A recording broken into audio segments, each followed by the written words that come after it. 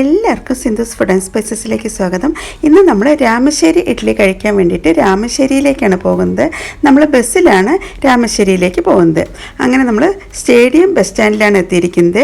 ഇവിടെ നിന്നും കൊഴിഞ്ഞാമ്പാറ ബസ്സിലാണ് നമ്മൾ രാമശ്ശേരിയിലേക്ക് പോകുന്നത്.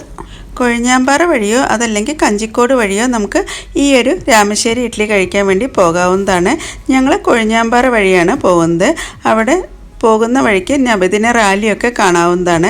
അതുപോലെ തന്നെ പാടവരമ്പിൻ്റെ പച്ചപ്പും എല്ലാം നമുക്ക് ആസ്വദിച്ചുകൊണ്ടാണ് ഈ ഒരു യാത്ര പോകുന്നത്. കുണ്ണാച്ചി എന്ന സ്ഥലത്താണ് നമ്മളിനി ബസ് ഇറങ്ങേണ്ടത്.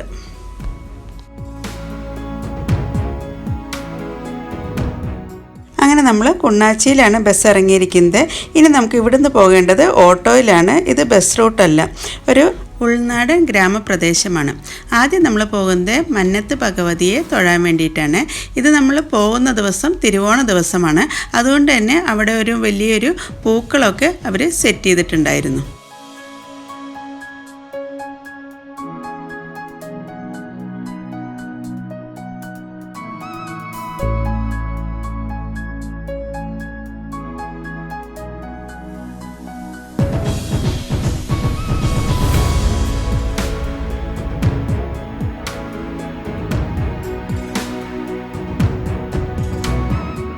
അങ്ങനെ നമ്മൾ ഭഗവതിയെല്ലാം തൊഴുത ശേഷം വഴിപാടെല്ലാം നടത്തിയ ശേഷമാണ് നമ്മളിനി രാമശ്ശേരി ഇഡ്ഡലി കഴിക്കാൻ വേണ്ടി പോകുന്നത്. തലേ ദിവസമായിരുന്നു ഇവിടുത്തെ നിറപുത്തരി. അമ്പലത്തിൻ്റെ ഓപ്പോസിറ്റായിട്ടാണ് രാമശ്ശേരി ഇഡ്ഡലിക്കട. ഇതാണ് സരസ്വതി ടീ സ്റ്റാൾ.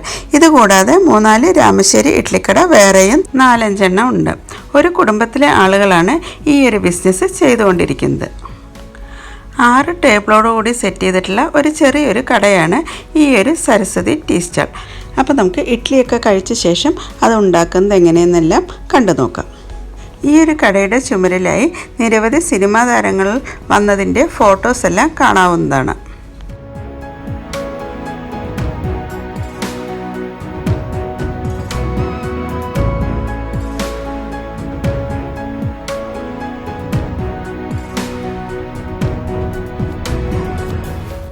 അങ്ങനെ നമ്മുടെ ഇഡ്ഡലി എല്ലാം വന്നിട്ടുണ്ട്.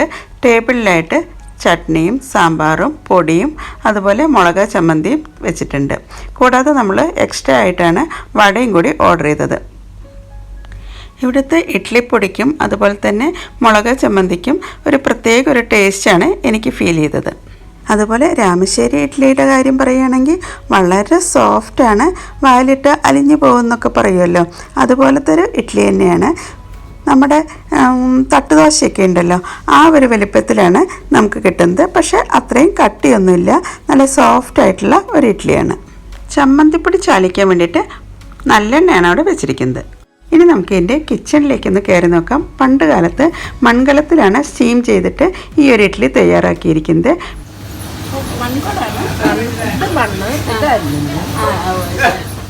പക്ഷേ ഇപ്പോൾ മൺകലത്തിലല്ല, അലുമിനിയം കലത്തിൽ സ്റ്റീം ചെയ്തിട്ടാണ് ഈ ഒരു ഇഡ്ഡലി തയ്യാറാക്കുന്നത്. രാവിലെ 5 മണി മുതൽ രാത്രി 8:30 വരെയാണ് ഈ ഒരു ഷോപ്പിൻ്റെ പ്രവർത്തന സമയം. അതുപോലെ തന്നെ 365 ദിവസവും ഈ ഒരു ഷോപ്പ് പ്രവർത്തിക്കുന്നുണ്ട്. ഇതുകൂടാതെ പാഴ്സൽ സർവീസും ഉണ്ട്. അപ്പോൾ നമുക്കിത് ഉണ്ടാക്കുന്നതെല്ലാം ഒന്ന് കണ്ടു നോക്കാം. നൂലുകൊണ്ട് തയ്യാറാക്കിയിട്ടുള്ള മൺചട്ടിയുടെ ഫ്രെയിമിൽ വെള്ളത്തുണി വിരിച്ചിട്ടാണ് അതിൻ്റെ മുകളിലാണ് മാവ് പരത്തി ഈ ഒരു ഇഡ്ഡലി തയ്യാറാക്കുന്നത്. ഇനി നമുക്ക് ഇവരുടെ ഹിസ്റ്ററി ഒന്ന് പരിശോധിക്കാം. കാഞ്ചീപുരത്തു നിന്ന് വന്നിട്ടുള്ള നെയ്ത്ത് തൊഴിലാളികളായിരുന്നു ഇവർ. അങ്ങനെ നെയ്ത്തിൽ നിന്നും കിട്ടുന്ന വരുമാനം കുറഞ്ഞു വന്നപ്പോൾ ചിറ്റൂരിയമ്മ എന്ന മുത്തശ്ശിയാണ് ഈ ഒരു രാമശ്ശേരി ഇഡ്ഡലി കണ്ടുപിടിച്ചത്. അതിനുശേഷം ഈ ഒരു ഇഡ്ഡലി അവിടുത്തെ കൃഷിസ്ഥലങ്ങളിലുള്ള കർഷകർക്ക് കൊടുത്തിട്ടാണ് പിന്നെ ഉപജീവന മാർഗമായി നടത്തിയിരുന്നത്. പിന്നീട് ഈ രാമശ്ശേരി ഇഡ്ഡലി പ്രശസ്തി നേടാനുള്ള കാരണം കഞ്ചിക്കോട് വന്നിട്ടുള്ള ഫുഡ് മേളയായ ജംബൂരിയിലെ പ്രധാന ഐറ്റമായിരുന്നു രാമശ്ശേരി ഇഡ്ഡലി.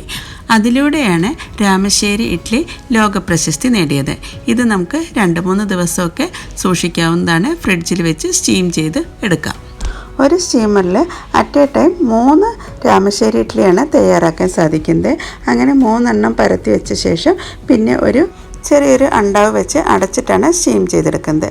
അപ്പോഴേക്കും അടുത്ത സ്റ്റീമറിലെ രാമശ്ശേരി ഇഡ്ഡലി തയ്യാറായിട്ടുണ്ടാവും. അതും ഇതുപോലെ തന്നെയാണ് സ്റ്റീം ചെയ്തെടുക്കുന്നത്. ഈ രാമശ്ശേരി ഇഡ്ഡലി ഇപ്പോൾ ലോകത്തിൻ്റെ പല ഭാഗത്തും അവൈലബിൾ ആണ്. നമ്മുടെ ദുബായിലും ഈ ഒരു രാമശ്ശേരി ഇഡ്ഡലി ലഭിക്കുന്നതാണ്. പക്ഷെ നിങ്ങൾ പാലക്കാട് പോവുകയാണെങ്കിൽ ട്രഡീഷണലായിട്ട് ഉണ്ടാക്കുന്ന രാമശ്ശേരി ഇഡ്ഡലി കഴിക്കാവുന്നതാണ്. അപ്പോൾ നിങ്ങൾക്ക് ഇതുവരെ ഈ ഒരു ഇഡ്ഡലി ടേസ്റ്റ് ചെയ്തിട്ടില്ലെങ്കിൽ തീർച്ചയായിട്ടും ടേസ്റ്റ് ചെയ്യേണ്ട ഒരു ഹെൽത്തി ഫുഡാണ്.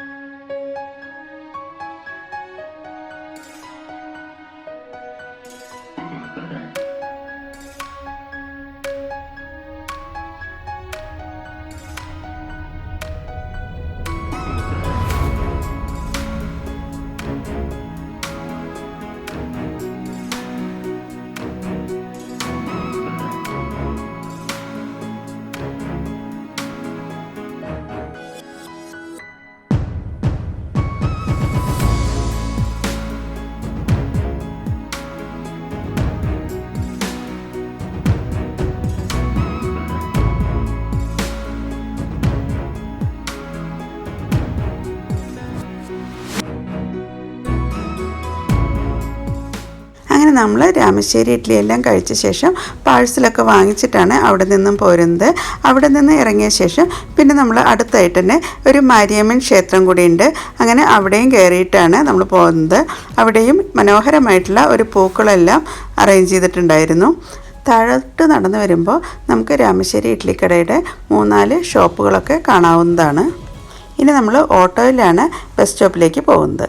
ഇവിടെ നിന്ന് 40 രൂപയാണ് ബസ് സ്റ്റോപ്പിലേക്ക് വരുന്നത്. പെട്ടെന്ന് തന്നെ നമുക്ക് പാലക്കാടേക്ക് ബസ് കിട്ടുന്നതാണ്.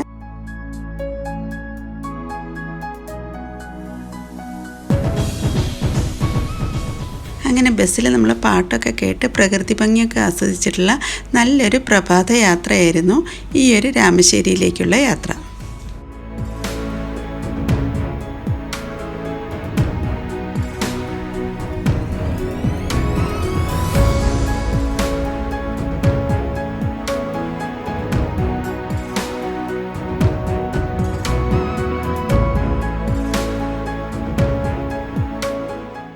സ്റ്റേഡിയം സ്റ്റാൻഡിൽ ഇറങ്ങിയ ശേഷം പിന്നെ നമ്മൾ വീട്ടിലേക്കാണ് പോകുന്നത്.